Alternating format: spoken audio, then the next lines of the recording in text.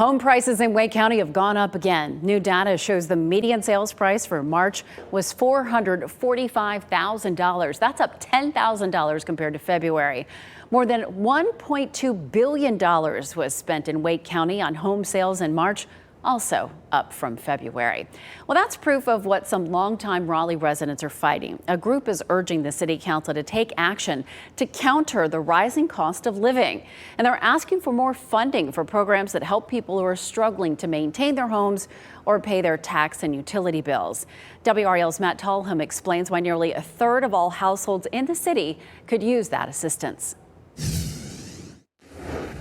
I just got a $1,000 increase in my insurance. Vicki Hewitt McNeil sees how the rising cost of living is catching up to homeowners in her hometown. And people are losing out on the ability to live in a community. She's seen it happen in her own family. It was 5 of us. Hewitt McNeil is the only one of her siblings still living in Raleigh now. The last few years, she's seen families she grew up with forced to sell their homes and leave the city. It's one of the most disappointing things in the world, because so many people worked so hard for their homes. Raleigh's annual action plan for housing says more than 64,000 households in the city are cost burdened or severely cost burdened. That means they spend more than 30% of their monthly income on housing costs. That's why One Wake is asking Raleigh City Council to increase funding for programs to help low-income homeowners cover the cost of repairs or pay utility bills, since rate hikes are proposed. Wake County commissioners have already committed $5 million to similar programs. We see an excessive amount of need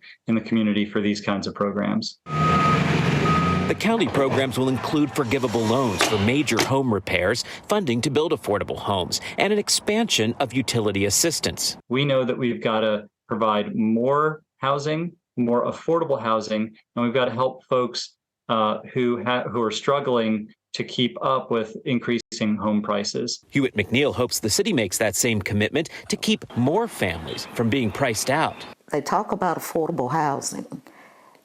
Living in your home is affordable housing. But if you can't maintain your home, you're losing that affordable housing.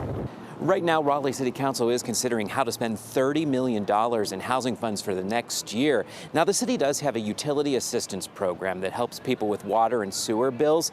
Last fiscal year, all those funds were used up. Matt Tallhelm, WRAL News, Raleigh.